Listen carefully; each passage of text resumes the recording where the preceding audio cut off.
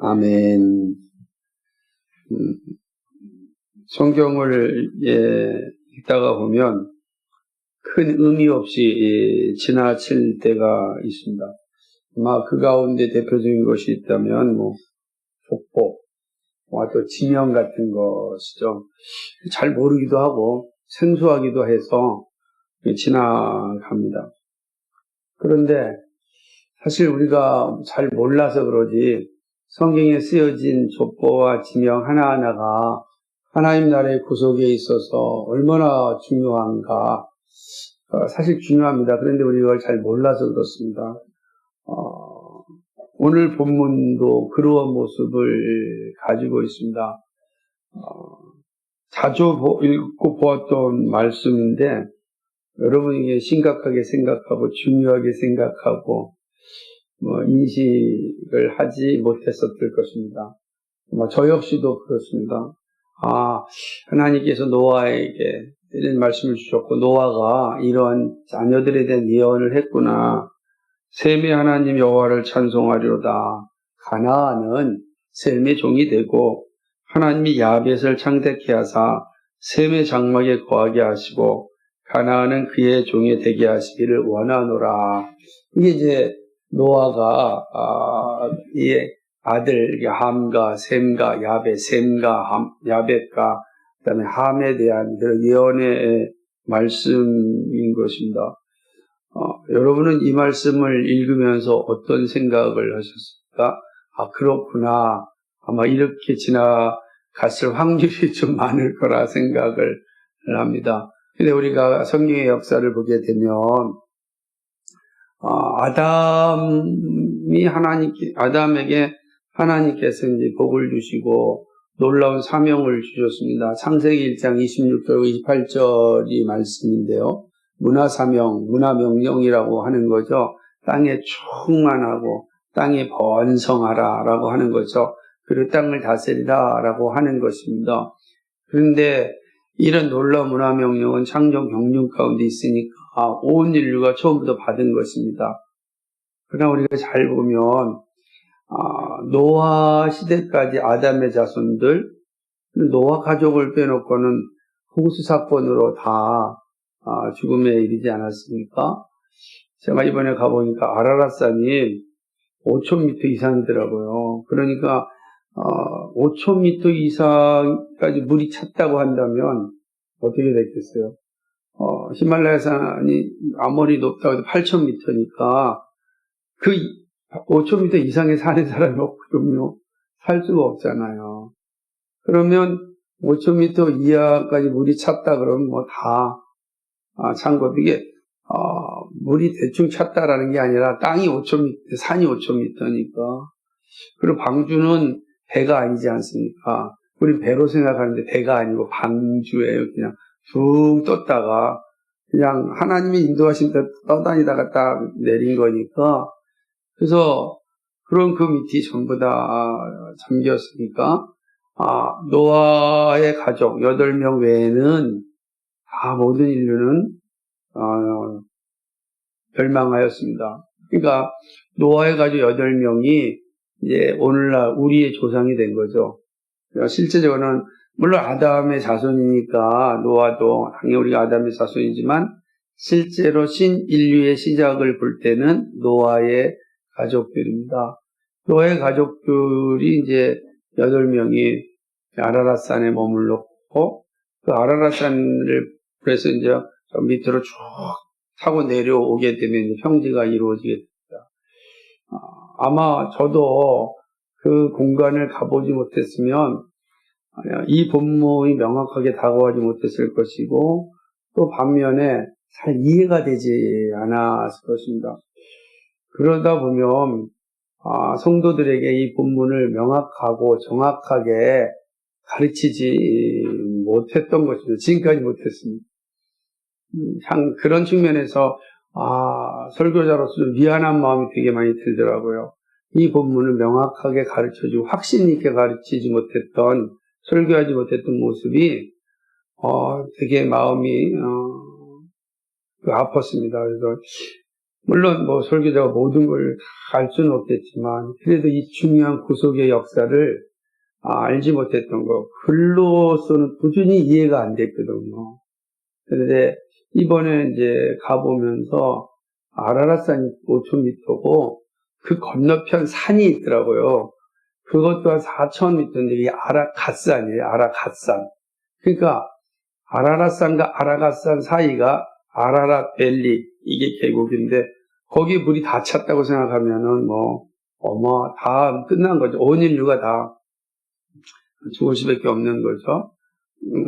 그러니까 그때 흩어졌던 모든 인류들이 다 이 정도의 물이 찼다면 온 인류는 다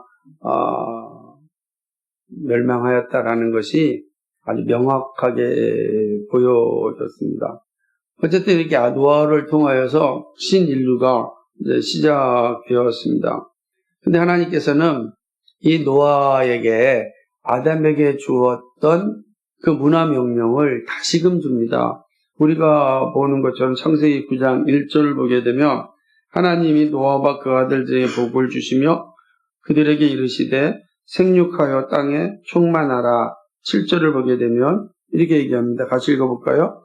너희는 생육하고 번성하여 땅에 가득하여 그 중에 번성하라 하셨더라. 아멘. 그러니까 아담에게 주었던 첫 번째 문화 명령을 신인류인 노아에게도 다시 줍니다. 근데 다시 줄 때는 더 풍성하게 줍니다. 노아에게 주었던 명령보다는 아담에게 주었던 명령보다는 노아에게 준 명령이 더 풍성하게 주는 것을 이제 볼 수가 있습니다. 그러니까 신인류의 시작이 노아다라는 것이 이 말씀을 통해서 명확하게 되어지는 것입니다. 땅에 충만하여 번성하여지는 건 그건 하나님의 명령이었습니다. 그런 후에 노아가 이제 아라랏산에서 내려와서 이제 아라랏밸리 어느 지점이겠죠? 정확한 곳이다라는 걸 알 수가 없으니까 그 지점에 내려와서 포도 농사를 짓습니다. 여러분 이제 주보에 보게 되면 제가 그 역사적 에덴 동산에 대한 지도를 그려놨습니다. 그게 아르메니아의 국보 1호라고 합니다. 그러니까 아주 역사적 나중에 이제 칼라로 잘 보여주면 좋은데 거기에 보게 되면 에덴도 있고 아라랏산도 있고 그 지역에 역사적 에덴 동산이 아닌가 이렇게 생각합니다. 여러 학자들도 그렇게 합니다. 이유 중에 하나가 뭐냐면 아담에게 주었던 명령이 노아에게도 동일하게 주어졌기 때문에 그렇습니다. 같은 명령이 주어졌던 곳이라 아마 그 지역이 역사적 에덴 동산은 아닐까 이렇게 생각합니다. 물론 어떤 분들은 좀 더 내려가서 이쪽이 아니고 저 이란 쪽이 에덴 동산이 아닐까. 기온 샘물 때문에 강 때문에 4개의 강이 흐르니까. 근데 왜냐하면 아르메니아에서는 2개의 강만 수원지가 되거든요. 에덴 동산에 나오는 창세기 1장에 나오는 그렇게 보지만 대부분 이제 들도 이렇게 보고 칼빈도 그렇게 이해를 하고 있었습니다. 이 지역이 아무래도 역사적 에덴 동산 아닐까. 그만큼 아주 웅장한 산맥으로 이루어져 있습니다. N산입니다. 그런데 여기는 세계에서 가장 큰 포도 농장들이 있습니다. 어마어마한 땅이 다 포도 농장이고 살구 농장입니다. 예. 우리가 알다시피 노아는 포도주를 많이 마시고 그만 옷을 벗은 채 자고 말았습니다. 이때 이를 보았던 함이 형에게 가서 형들에게 이야기를 합니다. 형들이 그것을 보고 들어가서 아버지의 벗은 모습을 보고 이렇게 뒷걸음 치고 수치를 가려주고 나옵니다. 이 이야기를 들었던 노아는 이제 세 아들에게 예언을 하는데 그 내용이 바로 오늘 우리가 읽은 말씀입니다. 첫 번째는 뭐냐면 가나안, 즉 셈의 자손입니다. 가나안은 셈은 함은 가나안의 아비죠. 그가 가나안은 함의 아들인데, 가나안을 향하여 말하기를 가나안은 셈의 종으로 살 것이다 라고 하는 것입니다. 이 수치를 보았으니까. 그런데 두 번째는 뭐냐면 야벳에 대한 예언입니다. 야벳은 창대케 될 것이다 라고 얘기해요. 그러면서 셈의 장막에 거할 것이다 라고 말씀하고 있습니다. 그런데 참 재밌는 표현은 10장에 보게 되면, 10장을 가게 되면은 10장에 노아의 족보가 나오는데 첫 번째 누구로부터 시작되냐면 야벳으로부터 시작됩니다. 야벳, 함, 그 다음에 셈 이렇게 시작되는 걸 보게 됩니다. 그러다 보니까 일부 학자들은 야벳이 장자가 아니었을까라는 이야기도 합니다.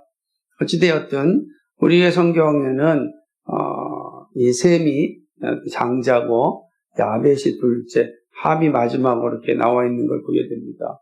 하나님께서 야벳을 창대케 하셨다라고 하는 것을 보게 되는 것이죠. 여기 보게 되면은 야벳을 창대케 해서 셈의 장막에 거한다 이렇게 예언을 하셨거든요. 그러면 이 말씀은 하나님의 말씀이잖아요. 그렇다고 한다면 야벳은 어떻게 돼야 돼요? 창대케 되어야 될 거 아니겠습니까? 그죠? 근데 여러분, 야벳이 창대케 되었다라는 걸 어떻게 이해하고 계십니까?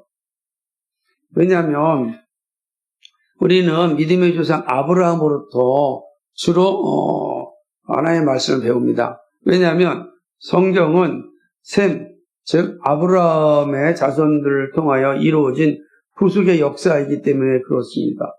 그래서 아브라함부터 시작해서 모든 역사는 셈의 후손의 역사이고 예수님도 그 셈의 후손으로 오시게 됩니다. 그래서 우리는 구속의 역사의 핵심을 셈의 관점에서 보게 됩니다.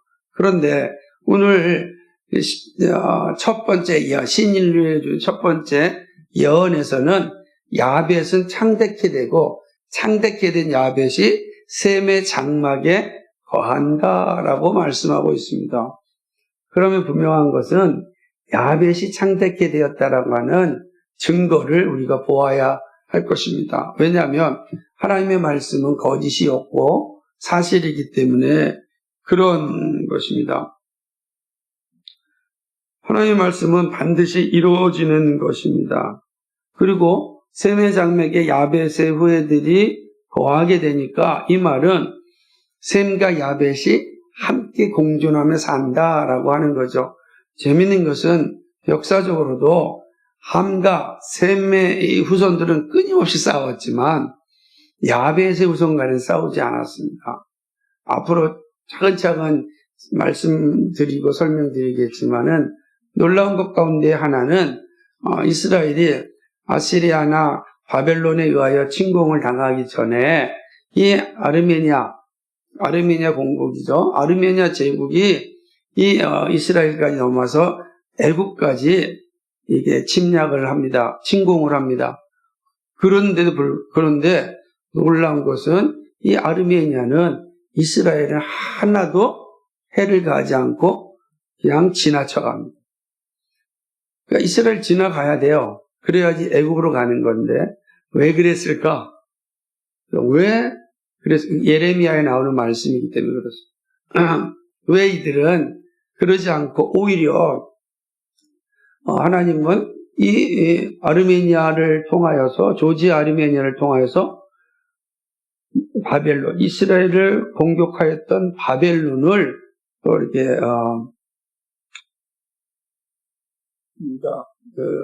뭐라 그러죠? 혼을 내는 그런 장면을 보게 됩니다. 그러니까 하나님께서는 바벨론을 이 아르메니아 조지아를 통하여서 이제 책망을 하고 그들을 침략하는 그런 장면을 예레미야에서 볼 수 있습니다. 그러니까 이렇게 본다면 야벳의 가문과 셈의 가문이 한 곳에 있어야 됩니다. 우리가 지난번에 아모스서 4장을 공부하고 5장 27절을 보면서 이스라엘 12지파가 멸망하였을 때 하나님께서 이들을 다베섹 밖으로 버리신다 이렇게 말씀드렸습니다. 다메섹 밖이 어디냐면 다메섹이 시리아잖아. 시리아 밖은 바로 아르메니아입니다. 그 아르메니아 밖으로 12지파가 다 쫓겨났습니다. 그리고 바벨론에서 포로가 된 이스라엘 백성들이 이제 고레스 왕 때, 페르시아의 고레스 왕 때 돌아올 때에 그들이 일부가 남아서 조지아 아르메니아 지역에 남아 있습니다. 더 놀라운 것은 지금 tür게 지역이고 하지만 반호수 지역에서 옛날에 이제 반호수라고 있는데 그 반호수 지역 성벽에는 우리가 잘 알고 있는 아하수에로 왕 에스더의 남편인 아하수로 왕의 전적기가 기록되어져 있습니다. 그러니까 이 지역은 역사 속에 다 공존하였던 장면이기도 합니다. 그렇다고 한다면 이제 오늘 이 말씀 야벳을 창대케 했다라고 하는 게 왜 중요한가? 이는 신약과 연결되기 때문에 그렇습니다. 하나님께서는 예수 그리스도를 오시고 궁극적으로 하나님 나라를 완성하시기 위하여 하나님의 놀라운 섭리는 셈과 야벳의 가족을 통하여 준비되었습니다. 셈은 기록된 부속사를 통해 성경을 통하여 기록되어져 있고 그리고 야벳은 일반사를 통해서 존재하였습니다. 여러분 잘 생각해 보십시오. 그래서 예수님이 죽으시고 부활하신 후에 오순절 사건 이후에 제자들이 사도들이 각국으로 흩어져서 복음을 전할 때 성경에 기록되어져 있지 않았던 일반 역사에서 존재했던 나라들이 갑자기 성경 안으로 싹 들어와서 기록으로 나타나는 것을 볼 수가 있습니다. 하나님께서 하나님 나라를 준비하시기 위한 치밀한 계획의 존재였던 것입니다. 그러므로 이렇게 표현할 수가 있죠. 우리는 보지 못했지만 항상 존재했던 역사다라고 하는 사실입니다. 창세기 10장 2절과 5절을 보게 되면 야벳의 후예들을 기록합니다. 같이 한번 읽어볼까요? 시작. 야벳의 아들은 고멜과 마곡과 마디아와 야완과 두발과 아들은 아스그나스, 리박과 도갈마요. 야완의 아들은 엘리사와 달시스와 깁딘과 도다님이라. 이들로부터 여러 나라 백성으로 나뉘어서 각기 언어와 종족과 나라대로 바닷가의 땅에 머물렀더라. 여기에 우리 조상들도 포함되어 있는 것이죠. 다 흩어져서 보게 됩니다. 함의 가족들은 주로 남쪽으로 밑으로 내려갔고요. 그리고 셈의 자손들 이스라엘 중심으로 해서 존재하였고 야벳의 자손들은 이제 북쪽으로 다 흩어져서 각기 언어와 나라를 만들었습니다. 각기 언어와 나라를 만든 이 역사가 준비되어져 있는 거죠. 그렇다 보니까 우리가 역사를 이야기할 때 오래된 지구를 말하기가 어려워진 역사도 존재하게 된 역사 시대를 볼 때 이야기하는 것입니다. 이들 대부분은 오늘날의 튀르키예와 유럽에 분포됩니다. 이들의 이름이 중요한데 어디에 살고 있었냐면 분명히 이들은 지금 있는 조지아 아르메니아를 비롯하여서 그 옆에는 현재 튀르키예를 통하여서 그 위에 있는 유럽과 러시아를 이 지역이 흩어져서 살고 있었던 것입니다. 그러니까 이들이 바로 야벳의 후손으로 그곳 가운데서 이제 살아가고 있었던 곳이죠. 그러니까 아주 창대케 된 거죠. 그래서 그 지역만 보더라도 인류 역사의 흐름을 잘 볼 수가 있는 것입니다. 놀라운 것은 쉽게 보았던 지명인 고멜의 아들 아스그나스입니다. 그러니까 고멜의 장자가 누구냐면 아스그나스입니다.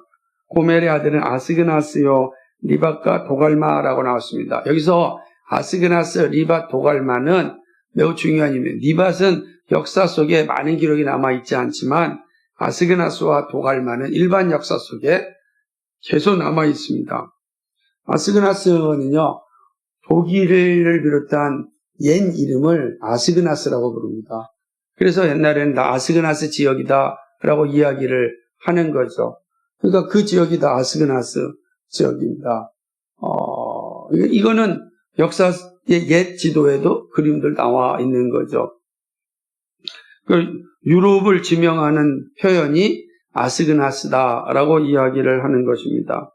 이렇게 볼 때 야베스 후손들은 저 유럽 지역과 창대케 된 그런 민족이 된 거죠. 셈의 이 가족들은, 자손들은 어디 있었습니까? 가나안 땅에 머물러 있었다고 한다면 야벳의 후손들은 창대케 돼서 저 유럽 전역까지 흩어져서 살고 있었습니다. 아르메니아 사람들은요, 그들의 역사책을 보게 되면 자신들의 조상을 야벳으로 보고 있습니다. 그리고 그의 아들 고멜, 그리고 고멜의 아들인 도갈마를 얘기합니다. 근데 도갈마에게는 8명의 아들이 있었는데 그 가운데 하나 아들 하이크의 후손, 그래서 이 사람들 하이크스탄이라고 부르더라고요. 그러니까 자기들은 바로 도갈마의 자손이다라고 이야기하는 것이죠. 그리고 조지아는 8명의 아들 가운데 카르톨로스와 코카스의 후손이라고 생각합니다. 그래서 조지아는 그렇죠. 그래서 조지아는 코카서스 산맥으로 이루어졌습니다. 어마어마한 산맥이죠. 코카서스 산맥. 그래서 코카서스 인종 뭐 이런 말도 있잖아요. 그래서 그동안 유명한 내용들은 다음에 다시 한번 말씀드리도록 하겠습니다. 이런 자손들이죠. 그래서 이들은 분명하게 자신들의 정체성을 가지고 살고 있는, 조지아 아르메니아 사람들은 자신은 야벳 후손이요, 도갈마의 아들들 가운데 아르메니아는 하이크, 그리고 이쪽은 톨로스와 코카스가 자신들의 선조라고 명확하게 기록을 남겨져 있는 거죠. 그러니까 이런 민족과 정체성을 가지고 있는 것입니다. 이런 의식이 이제 이스라엘이 멸망하면서 아시리아는 바로 아르메니아 밑에 있는 나라, 지금 다메섹 지역입니다. 시리아 지역입니다. 그러니까 그 아시리아에 의해서 멸망을 당한 북이스라엘 10지파가 멸망을 당하게 됩니다. 우리가 잘 알고 있다시피요. 그 10지파가 어떻게 되죠? 아시리아로 다 잡혀갑니다. 10개 사람들이 포로로 다 잡혀갑니다. 그리고 아시리아가 망합니다. 그때 그 끌려갔던 아시리아였던 12지파 사람들은 곡창지대인 아르메니아로 다 들어가게 되죠. 그래서 그곳에서 마침내 야벳의 후손과 만나게 되는 겁니다. 그리고 야벳의 후손과 만나면서 이 10지파가 그곳에 들어가서 토착화된 유대인으로 오랫동안 살게 됩니다. 그 지역에 유대인으로 오랫동안 살게 되는 거예요. 그러니까 이 사람들이 시간과 되고 절기가 되면 어디로 왔겠습니까? 예루살렘에 오는 겁니다. 6월절날 그 지역에서 예루살렘으로 오는 겁니다. 그러니까 토착화된 유대인들이기 때문에 그들이 오게 되는 거죠. 그리고 바벨론에 의하여 멸망되던 2지파도 나중에 페르시아 때 고레스 왕 때 복귀를 하였지만 성경을 보면 상당수는 남아 있었습니다. 우리가 알때 다니엘도 남아 있었고, 그다음에 에스도 남아 있잖아요.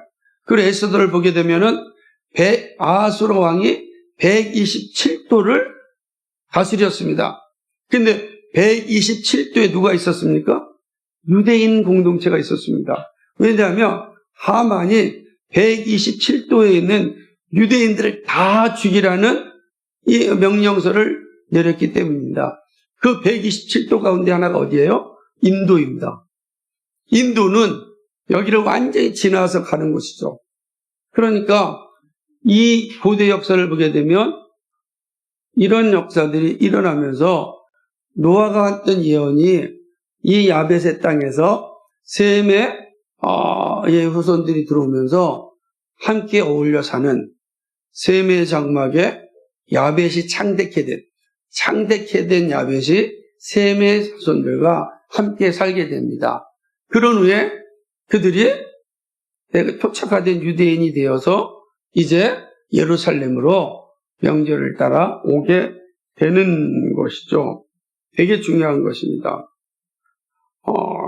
여기 보게 되면 하나님은 야벳을 창대케 하신 이유는 바로 이런 구속사의 준비를 하고자 하였던 것입니다. 나중에 아르메니아, 조지아는요, 세계에서 최초의 기독교 국가, 두 번째 기독교 국가가 됩니다. 첫 번째 301년의 기독교 국가가 되고 326년의 기독교 국가가 됩니다. 우리가 알고 있는 로마는 380년의 기독교 국가가 됩니다. 바울이 복음을 전해서 기독교가 공인된 건 313년이지만 380년의 기독교 국가가 돼요. 그런데 그 전에 이미 313년 기독교 공인되기 이전에 301년에 아르메니아는 기독교 국가가 됩니다. 복음을 받아들여서 국가가 되고 조지아는 326년에 세계 최초의 기독교 국가가 됩니다. 여러분 생각해 보십시오. 아니 왜 갑자기? 우리는 늘 바울만 생각하는데 왜 갑자기 301년에 조지아 땅, 아르메니아 땅에서 조지아 땅에서 예수님을 믿는 기독교 국가가 되는가? 최초의 기독교 국가가 되는 겁니다. 그럼 이제 우리가 다시금 사도행전 1장 8절로 가야 되는 거잖아요. 예수님께서 부활하신 후에 제자들이 주신 명령이 뭡니까? 땅 끝까지 이르러 내 증인이 되라 하는 것입니다. 누구에게 주었습니까? 사도들에게 70명의 제자들 120명의 성도들에게 땅 끝까지 이르러 내 증인이 되라 그랬습니다. 그 증인이 되라는 첫 번째 명령을 받은 분들이 사도들이에요. 사도들이 그러면 땅 끝까지 이르러 증인의 사명을 감당해야 되지 않겠습니까? 그럼 사도들이 어디로 갔습니까? 우리는 알고 있다시피 바울과 베드로는 알고 있습니다. 그리고 나중에 부활한 후에 사도로 임명받았던 바나바와 같은 사람들은 어디로 가죠? 다 서쪽으로 가가지고서 트리키에를 장악, 그리고 그리스를 떠나서 로마로 갑니다. 근데 놀라운 것은요, 바울입니다. 바울은 5사람이에요. 트리키에 5사람입니다. 그리고 바나바는요, 구브로 사람이에요. 키프로스 사람입니다. 이 사람들은 로마 사람들이, 어디죠? 예루살렘, 유대에 살던 사람들이 아니고 터키 사람이에요, 지금. 그런데 어떻게 바울이 예루살렘에 가서 공부를 하고 사도가 되었겠습니까? 터키 사람이라면 트리키 사람이에요. 그런데 고대 밑에 여러분 보여진 지도를 보게 되면, 주보 밑에 지도를 보게 되면은 저 끝쪽에 여러분 이게 칼라가 되면 잘 보이는데, 여러분이 보는 오른쪽 밑이 어디냐면 다소예요. 다소예요. 그러니까 맨 끝에 여러분의 왼쪽 끝에 이쪽에 보게 되면 지중해 옆에고요. 그 위는 흑해인데 여기가 다소입니다. 그러면 뭐예요? 옛날 조지아 아르메니아 땅이었다고요. 그러면 이 지역은 토착화된 유대인들이 살고 있었던 지역이다. 그래서 학자들은 말하기를 바울도 토착화된 유대인이었을 것이다 라고 이야기하는 겁니다. 그렇기 때문에 그는 예루살렘에 와서 율법을 공부할 수 있었던 것입니다. 그리고 그곳에서 예수 그리스도를 만나게 되어서 자신의 고향 친숙하였던 지역을 가는 거죠. 왜 그랬습니까? 다수의 유대인 회당이 있었으니 그 앞엔 튀르키예 곳곳에 다 토착화된 유대인이 있는 곳마다 뭐가 있었겠습니까? 회당이 있어요. 그리고 회당은 복음을 전하는 기지예요. 그래서 바울은 글로 간 것입니다. 그런데 나머지 사도들은 어디로 갔겠습니까? 놀랍게도 조지아 아르메니아로 6명의 사도들이 복음을 전하러 갑니다. 칼럼에 보면 잘 남아 있습니다. 바돌로메도 갔습니다. 유대 다데오도 갔습니다. 도마도 갔습니다. 마띠아도 갔습니다. 안드레 선교사도 갔습니다. 사도도 갔습니다. 그러니까 이렇게 사도들이 예수님의 명령을 따라서 한쪽은 서쪽으로 가고 나머지는 동쪽으로 갔습니다. 우리가 잘 알고 있는 인도에 가서 복음을 전하였던 도마 선교사도 바로 이 지역을 갔습니다. 그리고 이 지역을 가는 곳마다 놀라운 일들을 일어나게 됩니다. 그러니까 이들이 1세기잖아요. 1세기에 복음을 들고 흩어졌습니다. 그리고 아르메니아, 조지아는 301년에 기독교 국가가 되었습니다. 도대체 200년 사이에 어떤 일이 일어났겠습니까? 놀라운 것은 그 200년 사이에 사도들의 복음을 받아들였던 이들이 가옥교회, 하우스 처치를 하고 있었습니다. 그리고 이제 복음이 충만해질 때까지 기다리고 있었던 것을 보게 되는 것입니다. 그 사실을 사도행전 2장 9절과 11절에서 기록하고 있습니다. 볼까요? 사도행전 2장 9절과 11절입니다. 함께 보겠습니다.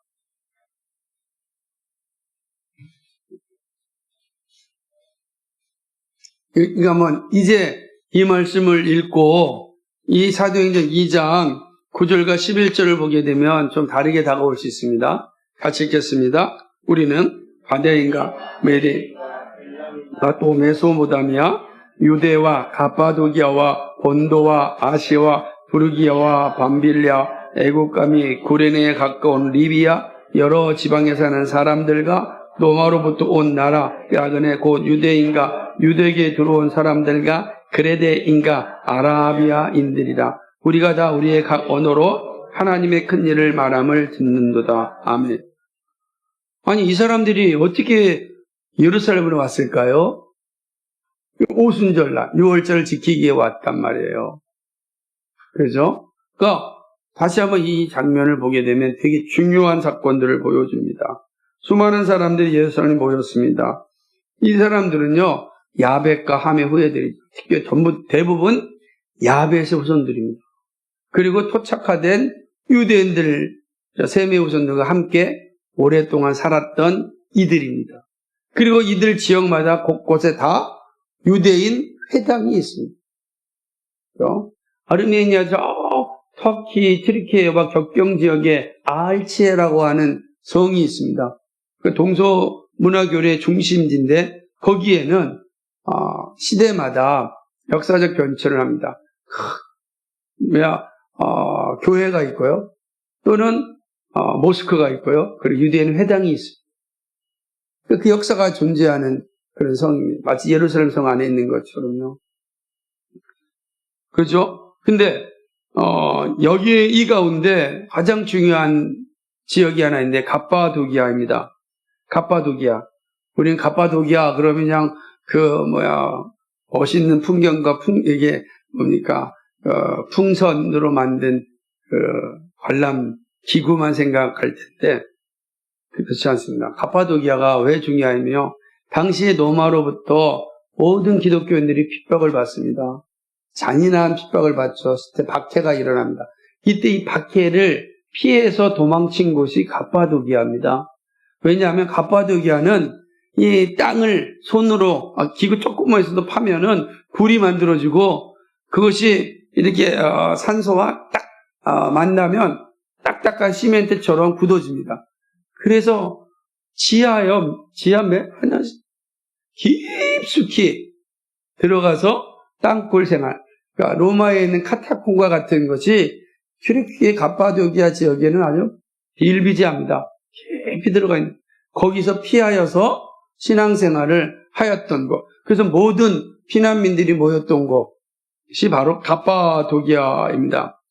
그런데 이 조지아 아르메니아를 기독교 국가로 만드는데 가장 중요한 역할을 했던 사람이 있습니다. 바로 그는 조지아는 니노라고 하는 여성입니다. 그 조명자라고 얘기해요. 일루미네이터를 아주 일반적으로는 계몽자 이렇게 표현을 하지만은 그러나 조명자, 성령의 조명을 받은 사람이란 표현으로 씁니다. 니노라는 여성이 갑바도기아 출신입니다. 나중에 강의 오후 20에 잘 말씀드리겠습니다. 또한 아르메니아를 기독교 국가로 만드는 게르기아 루스보츠도 갑바도기아 출신입니다. 그러니까 이 갑바도기아 사람들이 다 조지아와 아르메니아로 가서 거기서 기독교 국가를 만드는 거죠. 근데 이 갑바도기아 사람들이 어디에 모였습니까? 예루살렘에 모였어요. 예루살렘에 다 모였다는. 그러니까 갑바도기아는 우리가 먼 역사지만은 그곳에는 핍박받았던 많은 그리스도인들이 모여서 거기서 하나님 나라를 꿈꾸고 있었던 것입니다. 그러다가 오순절날 성령의 역사를 받게 됩니다. 그리고 이들이 다시금 본국으로 돌아가서 이제 성령의 놀라운 역사, 예수님의 부활의 역사를 증거하면서 있었던 것입니다.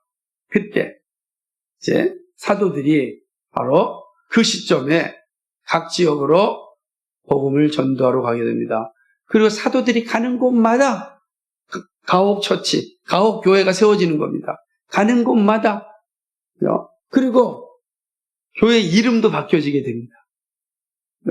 그들이 가셨던 지역 이름도 바뀌어지는 역사들이 일어나는 것을 보게 되는 것입니다.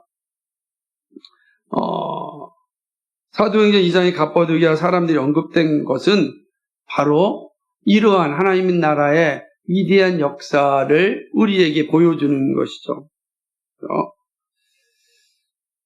사도들이 복음을 들고 야벳의 땅을 방문합니다. 그리고 사도들의 복음을 듣고 가옥교회가 세워집니다.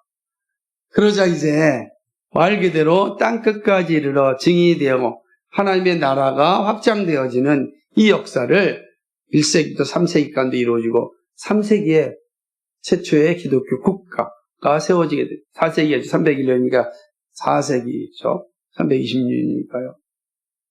놀라운 역사가 시작되어지는 것이죠. 그러니까 그 말은 창세기의 노아의 예언이 역사 속에서 실현된 것이죠. 그래서 그곳에 사도들이 복음을 갖고 들어갔을 때 어디에 갔겠습니까? 똑같아요. 바울처럼 그들이 간 곳이 어디냐면 유대인 회당들이었습니다. 유대인들이 모여있는 곳에, 그리고 그곳에서부터 복음을 전하기 시작합니다. 그래서 이들의 역사는 2000년이에요. 자신들의 기독교 역사를 2000년이라고 합니다. 조지아 연대기를 보게 되면 자신들의 역사를 2000년, 기독교 역사를 2000년으로 잡고 있어요. 그래서 놀라운 건요, 조지아 역사를 기록한 연대기는 소련 시절에 소련이 세운 거예요. 사회주의국가의 소련이. 왜? 조지아는 완벽한 역사를 가졌어요. 그런데 더 재밌는 건 아마도 그렇게 할 수 있었던 것은 그 유명한, 우리가 볼 때는 아주 잔인한 독재자 스탈린이요. 스탈린의 고향이 조지아입니다. 조지아 사람입니다. 그래서 놀랍게도 러시아가 그렇게 아제르바이잔, 아르메니아, 조지아를 그렇게 다스렸을 때도 조지아만은 특별하게 또 관리하였다고 합니다. 그러니까 하나님 그 역사를 만든 거죠. 기독교 역사로서 준비했다라고 하는 거죠. 우리가 몰랐던 역사이지만 하나님은 신인류를 준비하시고 종반에 하나님 나라를 향한 창조, 구속 경륜을 준비하셨습니다. 그러니까 이 창세기에 있는 이 말씀이 한 문장에 든 예언이 그냥 존재하는 것이 아니라 역사 실체다라고 하는 사실이죠. 그래서 오늘 이 말씀은 우리에게 주는 교훈이 매우 큽니다. 두 가지 교훈을 생각해보고 말씀을 맺겠습니다. 첫 번째는요, 성경의 역사는 신화가 아닙니다. 자유주의 신학자들은 창세기 1장에서 11장까지를 설화 혹은 신화라고 이야기를 합니다. 그 지어낸 이야기라는 거예요. 지어낸 이야기다. 그죠? 역사 속에 없다라는 것입니다. 그러나 역사를 몰랐을 뿐이지 존재하지 않은 것이 아닙니다. 조지 아르메니아는 그 역사를 증명하고 있습니다. 그리고 왜 그러냐면 조지 아르메니아는 끔찍한 박해 속에 살아남는 기독교 국가입니다. 1차 세계대전 오스만 터키에 의해서 150만 명이 죽습니다. 제노사이드 당합니다. 기독교 국가라는 것 때문에 터키가요, 이 이슬람이요 엄청 끔찍하게 학살하는지 모릅니다. 조지아도요 10만 명이 한 다리에서 기독교를 부정하지 않는다고 다 순교를 했습니다. 그 끔찍하잖아요. 여러분 10만 명을 죽는다면 어떻게 되겠습니까? 한꺼번에 못 죽이잖아요. 지금처럼 총이 있거나 뭐 독약이 있어서 그걸 다 먹고 딱 죽는 게 아니잖아요. 바로 처단하여서 강으로 떨어뜨리는 겁니다. 그러니 그 뒤에 기다리는 사람마다 앞에서 순교하는 장면을 보았을 거 아닙니까? 그런데 기록에는 단 한 명도 배교한 사람이 없다는 겁니다.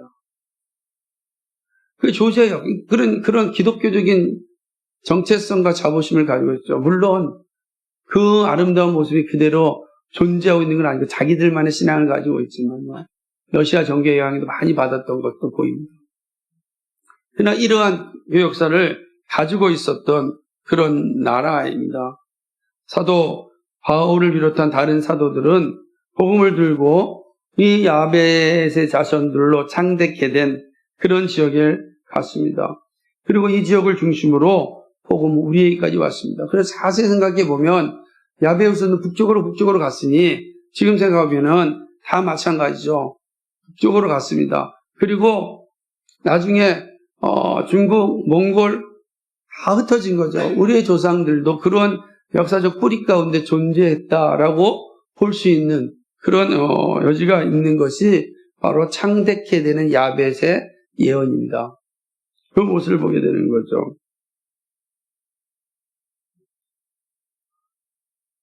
하나님은 야벳 후손으로 번성케 하였고 그리고 셈의 후손들을 통하여 그리스도를 준비하셨습니다. 그리고 이스라엘의 멸망을 통하여 모든 지파가 야벳의 속에서 함께 살게 되었습니다. 예레미야의 예언에서 그 장면을 볼 수 있습니다.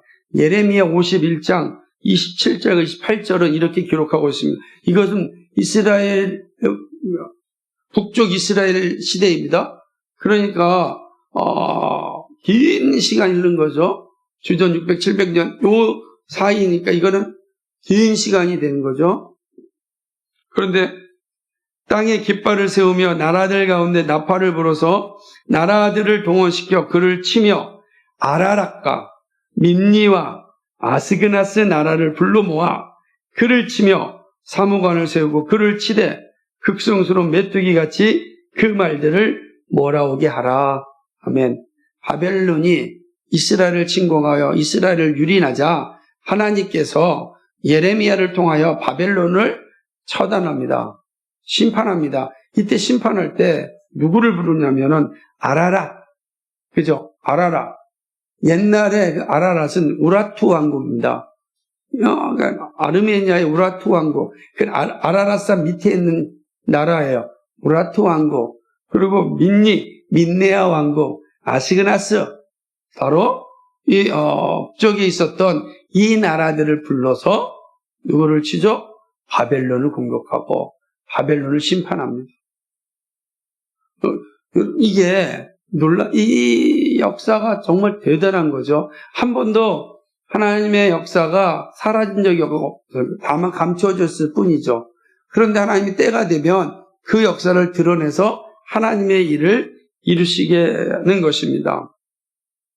하나님이 이들을 통하여 이스라엘 핍박했던 이들을 하는 것을 보게 되는 것입니다. 결국은 사도 바울을 비롯한 다른 사도들이 복음을 들고 갈 수 있던 지역은 야벳의 자손들로 창대한 지역이었습니다. 그리고 이 지역을 중심으로 복음은 우리에게까지 왔습니다. 성경의 이름과 지명이 우리에게 생소하지만 그것은 하나님의 구속의 역사임을 분명하게 보여주고 있습니다. 두 번째로는 성경의 언약은 때가 차면 성취됩니다. 인류의 구원의 역사는 우리는 잘 보이지 않을 수 있습니다. 그러나 하나님의 위대한 손길로 끊임없이 준비되어 왔습니다. 야벳의 후손들을 번성하게 하였습니다. 그리고 셈의 후손들로 하여금 그리스도를 준비하셨습니다. 그리고 이스라엘 멸망을 통하여 모든 지파가 함께 살게 되었습니다. 앞서 살펴보았던 예레미야 51장 20절, 28절 예언이 그 사실을 우리에게 보여주고 있습니다. 이스라엘을 지키신 하나님, 그죠? 여러분, 야벳의 자손들을 통하여 이스라엘을 지켜주셨습니다. 그리고 하나님께서는 그 셈의 자손인 이 이스라엘에서 예수 그리스도를 오시게 합니다. 준비시키는 거죠. 그리고 다시금 그 예수 그리스도를 통하여 복음을 듣게 합니다.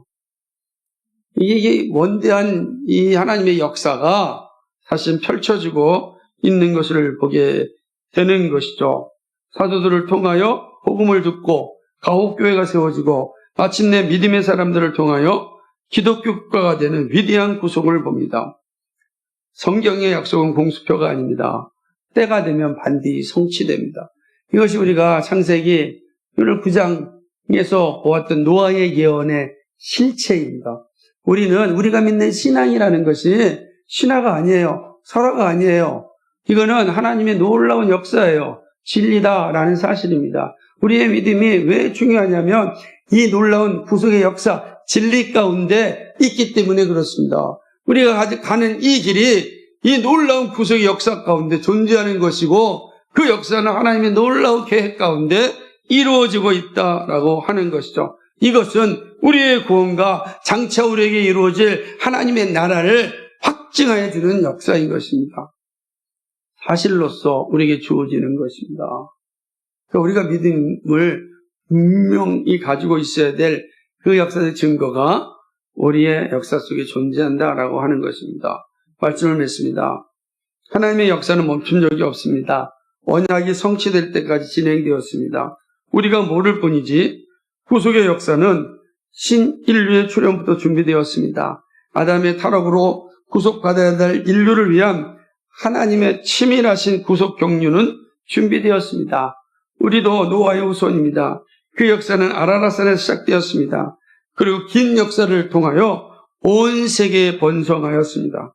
셈은 구속의 중심으로 준비되었고 야벳을 창택케 함으로 인류 구원을 준비하였습니다. 그리고 함과 셈과 야벳의 종으로서 함은 셈과 야벳의 종으로서 반복되는 과정을 통하여 역사를 만들어 갔습니다.